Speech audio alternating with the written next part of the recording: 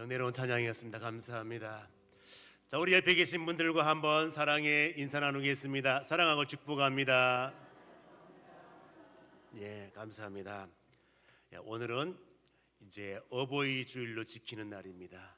그래서 이제 이 효도에 관한 것은 우리 기독교뿐만 아니라 일반 모든 단체에서도, 일반 종교에서도 다 효를 동시에 강조하고 있습니다.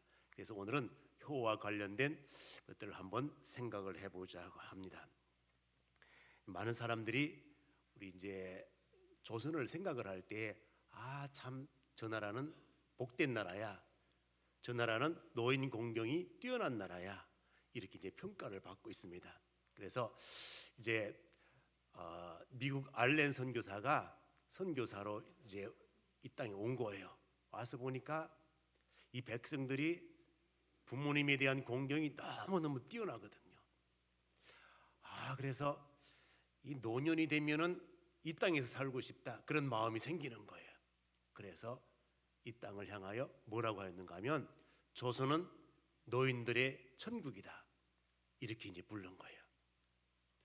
노인들의 천국, 얼마나 멋진 단어입니까? 이 나라가 이처럼 공경, 효가 있는 나라였습니다.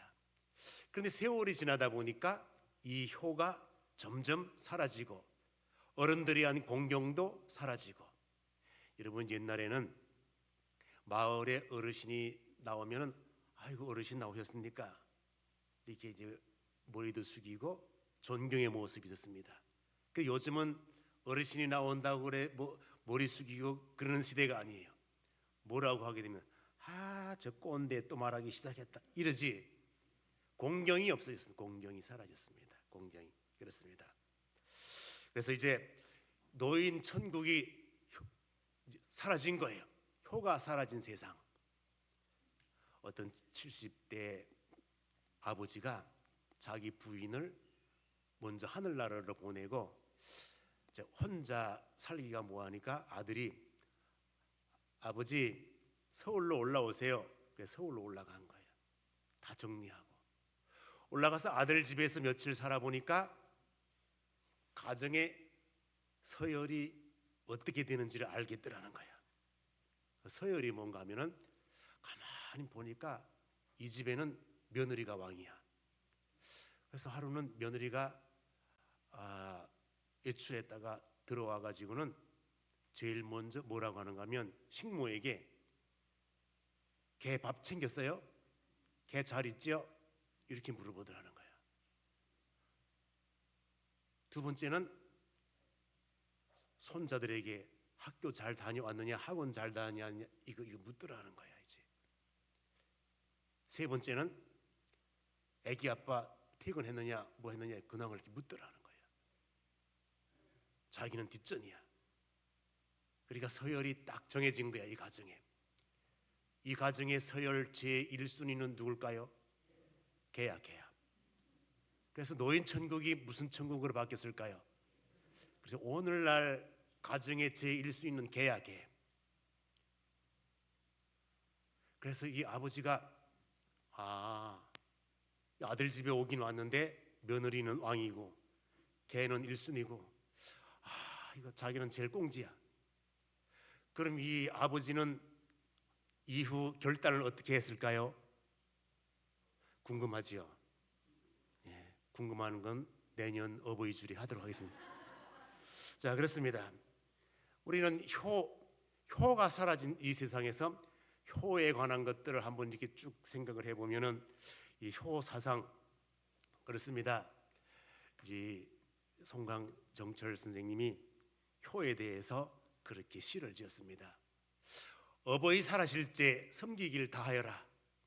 지나간 후면 애달다 의하리. 그렇습니다. 애달픈 거예요. 때가 늦었기 때문에. 그렇습니다. 평생에 고쳐 못할 일은 이뿐인가 하노라. 무엇을 의미하는가 하면, 효도는 부모님이 살아계실 때, 그때 살아계실 때 그때 해야 된다는 거예요. 죽으면 후회를 하게 되는구나. 그렇습니다.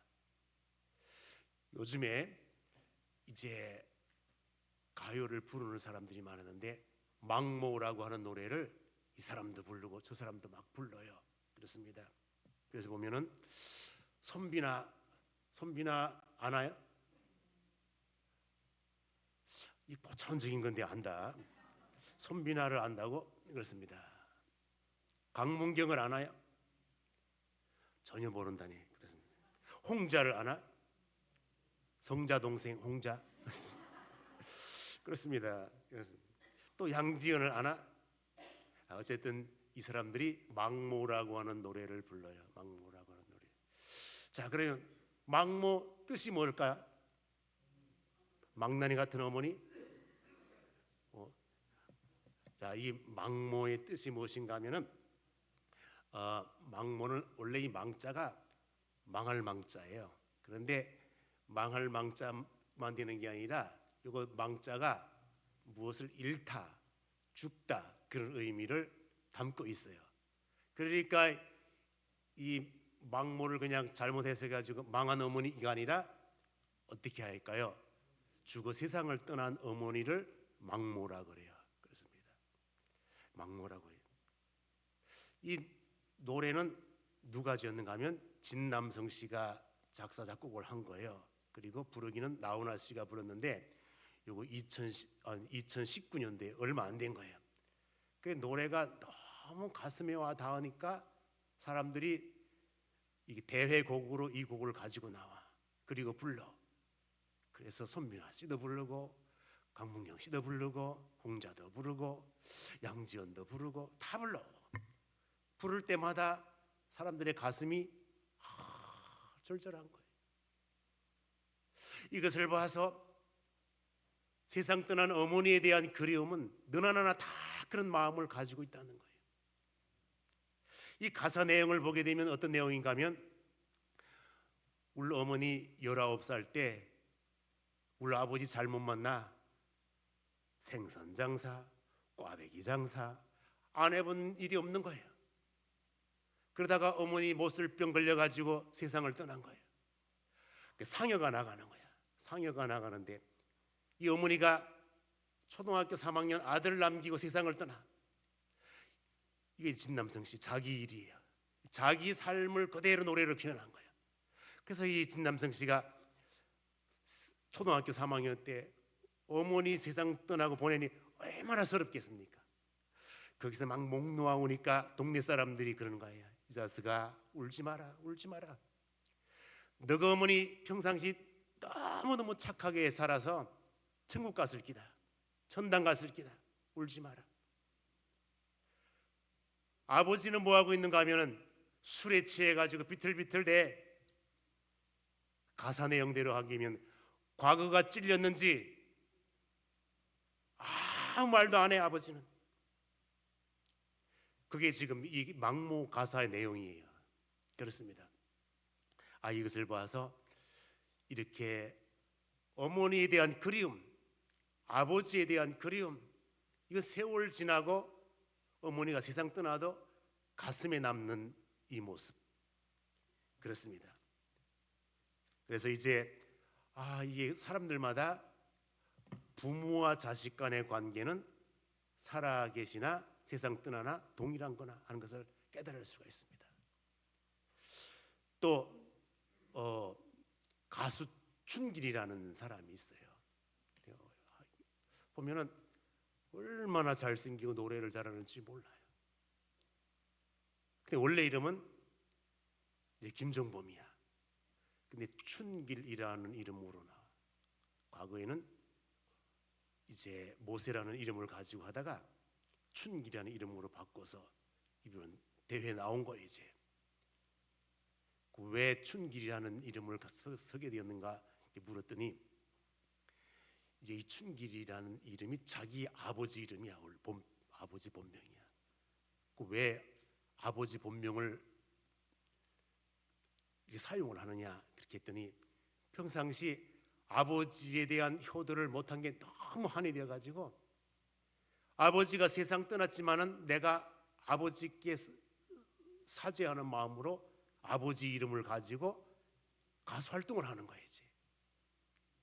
그러니까 이 춘길 씨 마음속에도 떠난 아버지에 대한 그리움이 있는 거야. 지은 죄가 많았기 때문에 효도하지 못한 그 한이 있는 거야.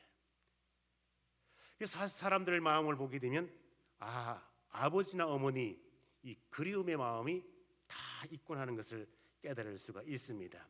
그렇습니다. 그래서 우리가 이제 이 효도와 관련되어서 효도에 대한 정의를 보게 되면 성경적으로 하나님의 명령이야. 해도 되고 안 해도 되고가 아니라 반드시 해야만 하는 이것이 효도라는 거예요. 효도는 인생의 본분이고, 효도는 복의 근원이고, 효도는 약속이 있는 첫 계명이다. 성경이 말하고 있습니다. 말씀하고 있습니다. 그래서 이제 우리가 효도를 할 때에 일반적인 명분, 성경적인 명분 다 통틀어서 이렇게 볼 때에 명령하면 굉장히 이게 좀 힘들어져. 그런데 이제 일반적인 것과 이렇게 조금 희석을 하여 일반적인 명분을 보게 되면 그런 명분을 찾을 수가 있습니다. 어떤 명분을 찾을 수가 있는가 하면 어머니가 낳을 때에 흘린 피가 얼마라고 하는가 하면은 서말 석대라. 또 나를 기를 때에 어머니가 젖을 줬을 거 아니에요. 우리에게 먹인 이 젖의 양을 계산을 하면 8섬 너말이라. 말, 대 이런 거 하는 게 잘 이해가 잘 안 되는가 봐요. 그렇습니다. 옛날 사람들은 말, 대, 석, 또 섬, 가마니 이런 거 다 아는데 요즘 사람들은 잘 모르잖아요. 그래서 제가 그림을 그려가지고 왔습니다. 그래서 이렇게 해서 보게 되면은 그림을 그려가지고 왔는데, 자 보십시오. 이게 보면은 한 섬, 어떤 사람은 한석 그러는데 섬이나 석이나 똑같은 거예요. 한글로 표기하면 뭘까요? 섬이야. 한자로 표기하면 뭘까요? 석. 그러니까 이 석자가 섬석자야. 섬석자. 순수 한글로 하면 섬, 한자로 표기하면 석. 그러니까 한 섬이나 한 석이나 똑같은 거예요. 그러면 이 한 섬은 몇 킬로 정도 될까 할 때에 여기 그냥 도정하지 아니하고 벼로 있을 때와 쌀로 만들었을 때와 키로가 다른 거야. 이제 벼로 있을 때는 한 섬을 몇 킬로 정도 보는가 하면 180, 쌀로 만들었을 때는 몇 킬로? 그래서 80킬로 정도. 그렇습니다. 또 우리가 이제 가마니 개념으로 이렇게 하잖아요. 그러면은 한 섬은 벼로 했을 때 몇 가마니? 2가마니. 쌀로 했을 때 몇 가마니? 1가마니. 그렇습니다. 그래서 이제 대, 말, 가마니 이렇게 해. 그렇습니다. 그 대보다 작은 걸 뭐라고 할까요? 나만 옛날 사람 같아 이러니까. 뭐? 홉. 그렇지. 홉보다 작은 걸 뭐라고 할까요? 아이고 우리 저기 이점도 집사님 그냥 박사라서 다 알아 다. 그렇습니다. 그래서 대보다 작은 거 홉보다 작은 거 이런 식으로. 그렇습니다. 그래서 대가 이렇게 10번 되어지면 말이 되고, 말이 10번 되면 가마니가 되고, 뭐 이런 식으로 되어서 우리 어머니가 나를 위하여 희생한, 낳을 때부터 기르며 지금까지 한 것들이 어마어마하게 되는구나, 이것을 깨달을 수가 있습니다. 그렇습니다. 자, 그러면 이제 우리가 이러한 개념을 가지고 부모의 심정을 한번 이해를 해보면은 그렇습니다. 부모의 심정을 이해해보면 이제 다윗의 아들 압살롬과의 관계 속에서 부모의 심정을 이해해보면은 그렇습니다. 우리가 자녀를 키워보면 그 자녀들 중에는 참 효자 같은 아들도 있지만은 불효 같은 아들도 있어요, 없어요? 대답을 안 하는 겁니까? 다 효자네. 그렇습니다. 이 다윗이 자손들을 많이 낳다 보니까 이 자손들 중에는 참 효자 같은 자녀도 있고 불효 같은 자녀도 있어요. 그 중에 압살롬이라고 하는 자녀가 있는데 세상에 이 압살롬이 정치에 욕심을 내더니 아버지의 왕권을 차지하려고 반역을 일으키는 것도 모자라서 아버지를 죽이기 위하여 군사들을 이끌고 다녀.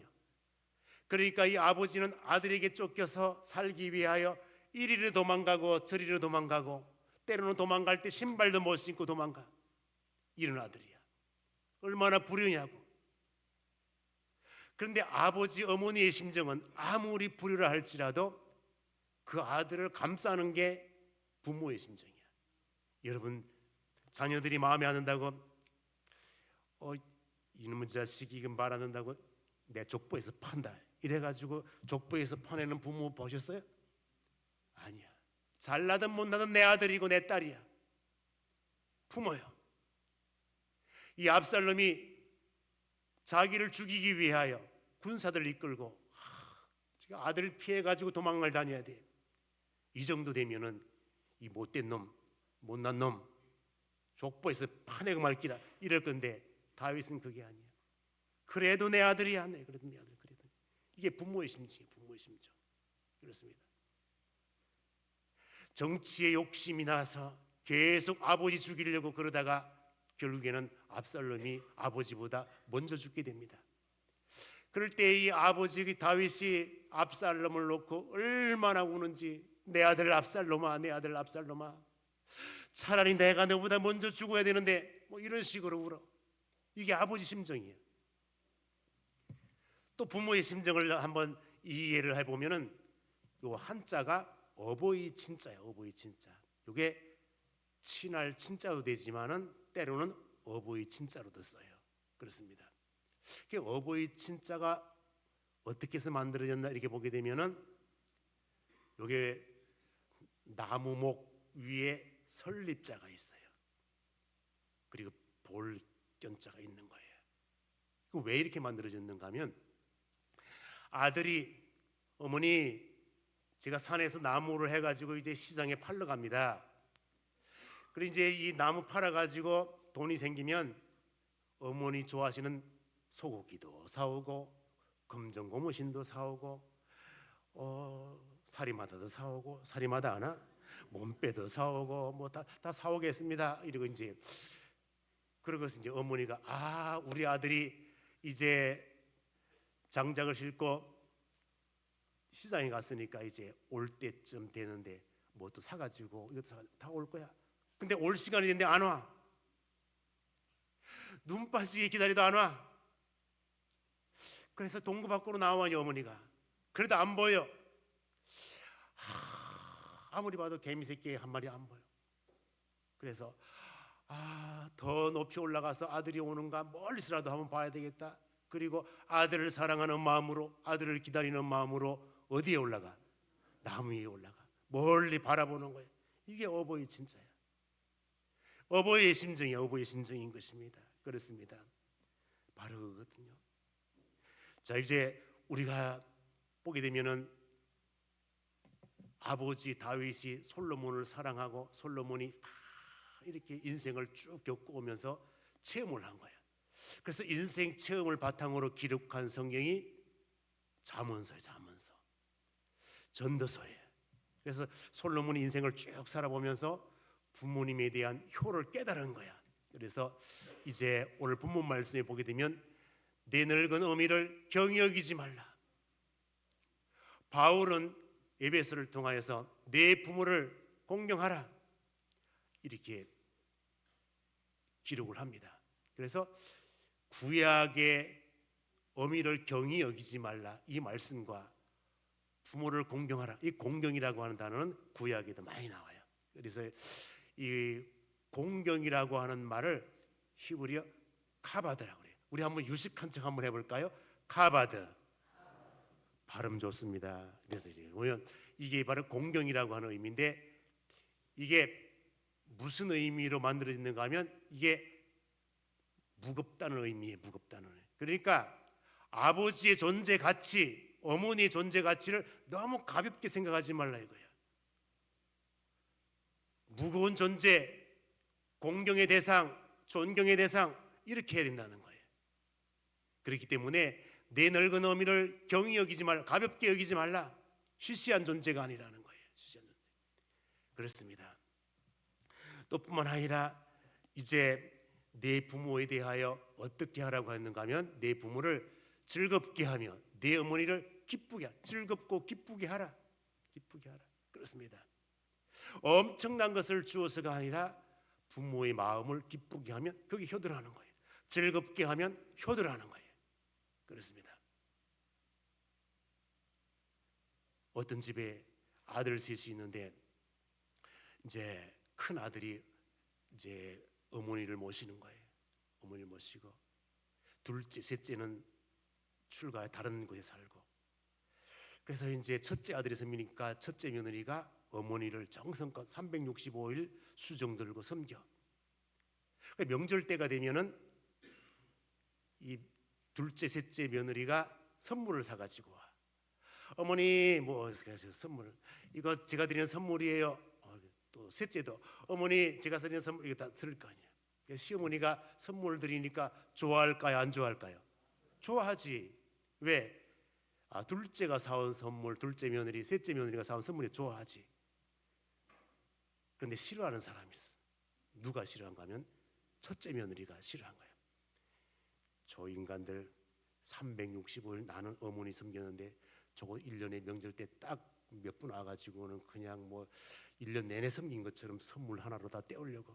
기분이 나쁜 거야. 기분이. 그러니까 이 첫째 며느리가 기분이 나쁘고 둘째 싫어하고 셋째 싫어하고 이런 것을 표정을 보니까 시어머니 마음이 기쁠까요? 안 기쁠까요? 안 기쁘지. 그런데 안 기쁘다고 둘째 며느리가 준 선물, 셋째 며느리가 준 선물 주는데 나 싫다 이럴까요? 아니잖아요. 그래서 이제 둘째 며느리 가고 셋째 며느리 가고 다 간 다음에 이 시어머니가 그렇게 몰상식한 시어머니가 아니거든요. 첫째 며느리 손을 꼭 잡고 아가 내가 네 마음 왜 모르겠나? 다 알아요. 저 둘째 셋째 1년 내내 섬기지 못했으니까 명절 때라도 잘해보려고 저렇게 하는 거 아니냐. 너는 365일 나 섬기고 수중한 내 다 안다. 여러분 시어머니가 아무리 모르는 것 같아도요 삶에 돌아가는 이치 다 알아요. 산전수전 다 겪은 시어머니인데 왜 그거 모르겠습니까? 어머니 사랑이에요. 그렇습니다. 그래서 이 솔로몬 인생을 쭉 살아보면서 부모를 기쁘게 하는 거는 선물 사들고 오는 것도 뭐 이렇게 기쁠 수 있지만은 뒤에서 말없이 딱 섬기는 이 며느리의 모습 다 알고 계신다는 거예요. 표현을 안 해서 그렇지. 그렇습니다. 솔로몬의 교육이에요. 그렇습니다. 또 이제 바울은 목회를 하면서 디모데야 내가 앞으로 세상 떠나고 내가 이제 목회 사역을 이어받아야 되는데 네가 목회를 할 때 요거 꼭 가르쳐라. 무엇을 가르쳐? 효도 교육을 해야 된다는 거예요. 자, 우리 한번 디모데전서 마지막으로 디모데전서 5장 4절 한번 찾아볼까요? 디모데전서 5장 4절 한번 보겠습니다. 디모데전서 5장 4절. 자, 한번 다 같이 한번 읽어볼까요? 디모데전서 5장 4절. 자, 시작.